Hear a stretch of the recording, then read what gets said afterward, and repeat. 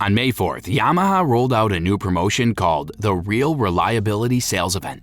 Buy most of their outboards this month and you get 2 extra years of warranty coverage thrown in for free. On the surface, that's a nice deal. But if you've been watching Yamaha closely, something about it should stop you. This is the 4th time in 16 months they've built an entire promotion around that one word: reliability. It's the 3rd one this year alone. And here's the part that really doesn't add up. While Yamaha was handing out free warranty paper, their biggest competitor was handing buyers $10,000 in actual cash off the price. A company that's winning doesn't run the same promotion 4 times in a row, and it definitely doesn't give away paperwork when the other guy's giving away money. So the question worth asking is simple: why now? The answer isn't in the press release. It's in a single number Yamaha buried in their own financial report back in February. And once you see that number sitting next to this promotion, the free warranty stops looking like a gift and starts looking like something a company does when it's run out of better options. That number is 39%.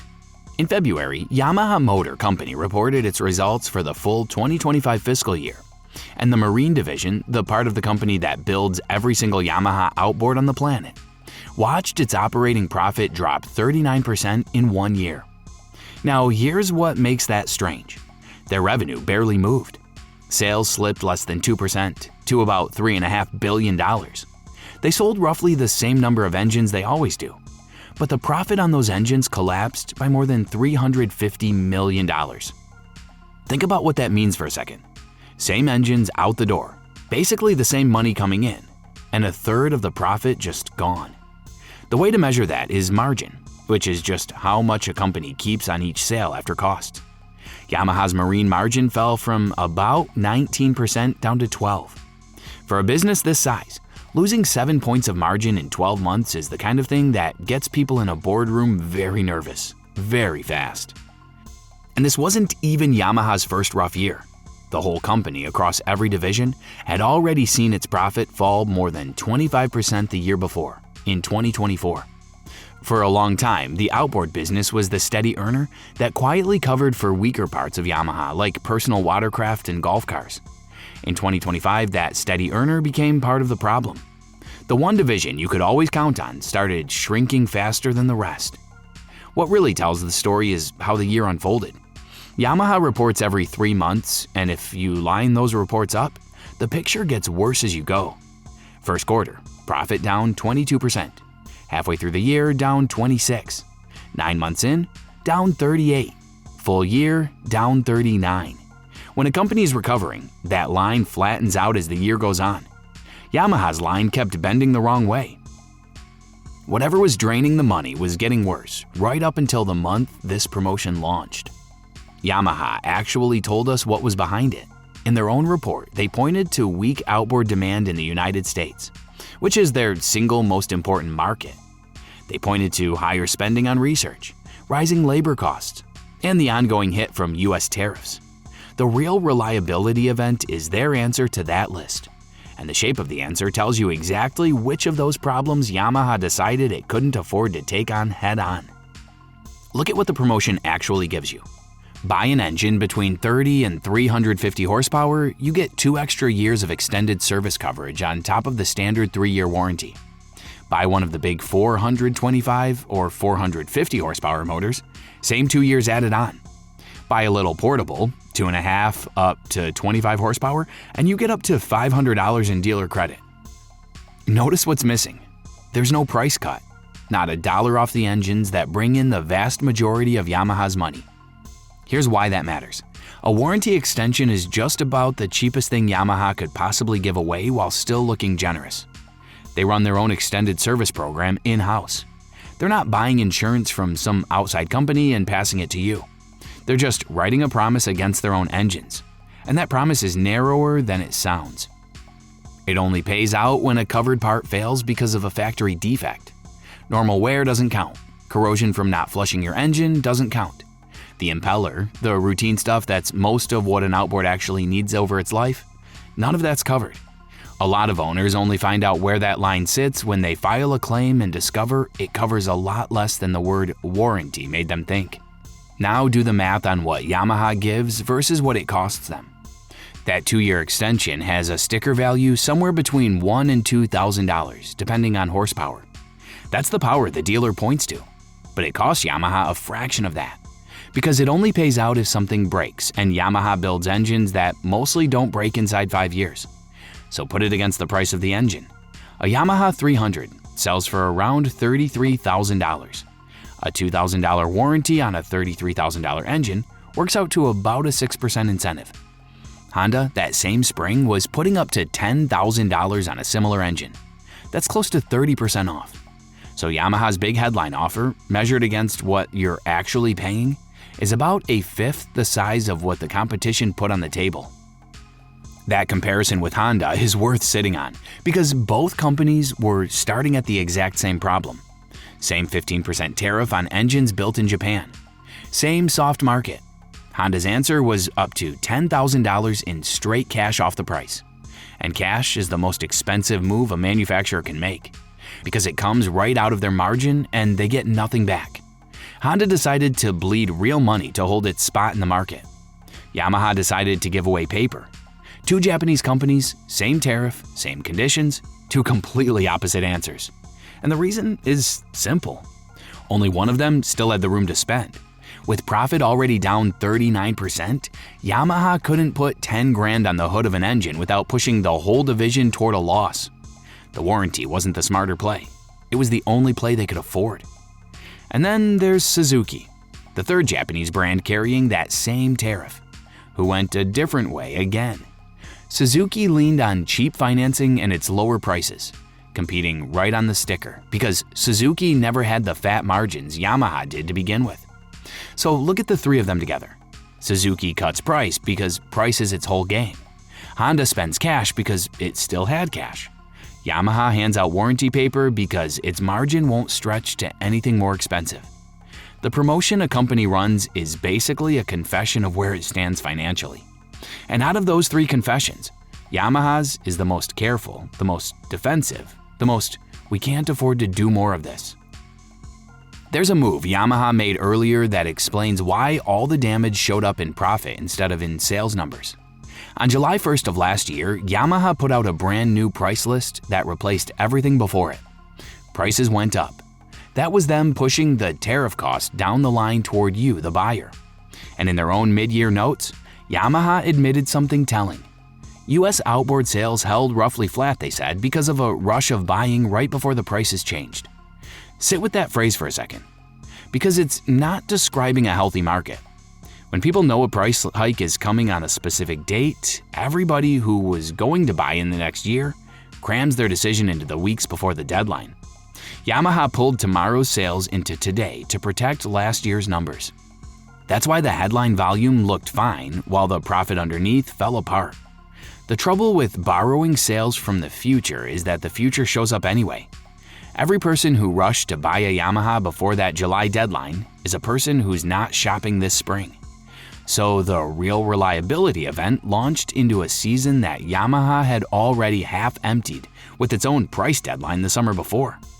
Which means there's real pressure now to land every single buyer who walks onto a dealer's lot. And the fine print backs that up. To qualify for this promotion, the engine has to have been built since January 2019. Read that again. They're reaching back as far as 7 years to move units that are still sitting in the channel. A clearance window that goes back 7 years isn't fresh demand. That's a backlog. And old inventory costs dealers real money because they're paying interest every month on engines that sit there unsold on floor plan financing. A 7-year-old motor on the showroom floor has been quietly draining that dealer the whole time. This warranty deal gives them a reason to finally move it before another season of interest stacks up. Now, here's something in Yamaha's own report that flat out contradicts the way they're behaving. For this year, 2026, Yamaha is forecasting higher revenue and higher profits than last year. They're specifically projecting that outboard sales will grow, even while admitting the tariff sticks around all year. So think about that. A company that genuinely believes a profit rebound is coming doesn't need to run its third-party reliability promotion of the year just 5 months in. The forecast says recovery. The promotions say defend. When what a company predicts and what it actually does point in opposite directions, trust the behavior. A forecast is just what they hope will happen. A promotion is a check they actually have to write. And that same report flagged something else. Higher research and development spending was one of the things eating into marine profit. That's part of the squeeze too. Yamaha is paying for the future and the present at the same time. They're pouring money into hydrogen and electric outboards for a market that's years away, while the gas engines that pay the bills right now are stuck between a tariff and a comeback from the American competition. The research bill lands today. The payoff lands way down the road. And in the gap between those two, the margin gets thin. A thin margin is exactly the situation that forces a company to hand out warranty coverage instead of cash. So who's actually doing the squeezing? Mercury. While Yamaha's profit was falling, Mercury was pressing an advantage the tariff handed them for free. Mercury builds its engines in Fond du Lac, Wisconsin, on American soil.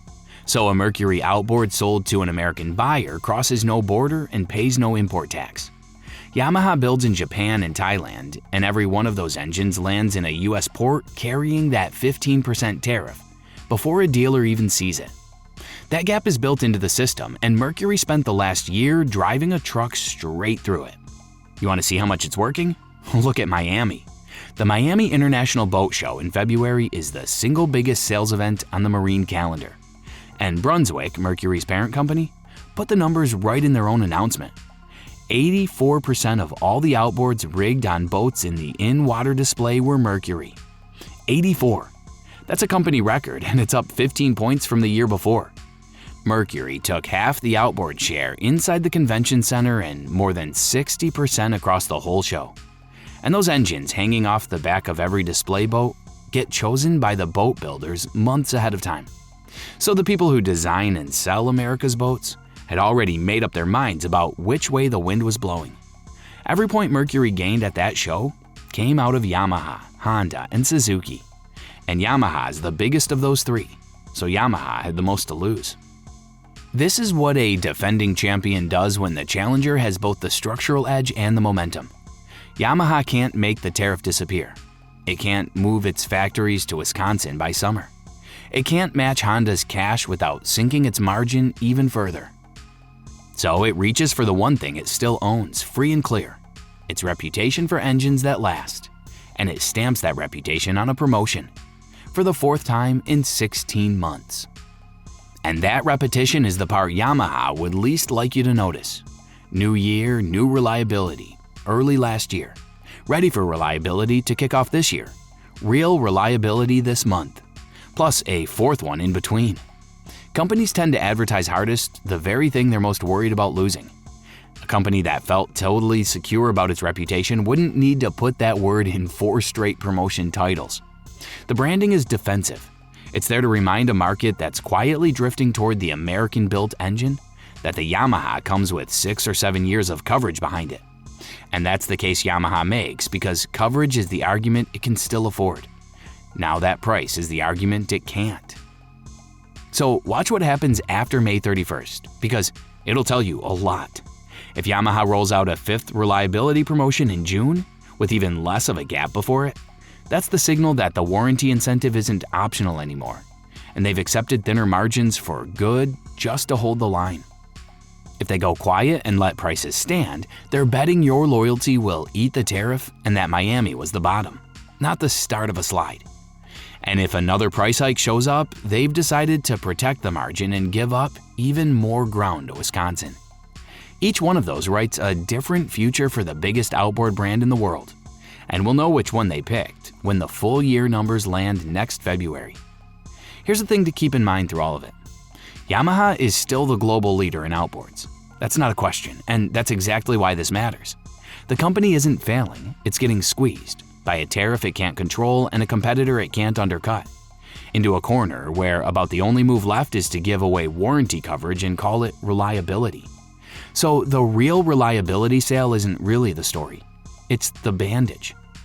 The actual wound is that 39% number Yamaha printed in its own report and quietly hoped the boating world would skim right past. So keep an eye out for the next promotion. Whenever Yamaha names its summer event, that'll tell you whether the bleeding has stopped. And the word they pick for the title will tell you what they're still most afraid of losing.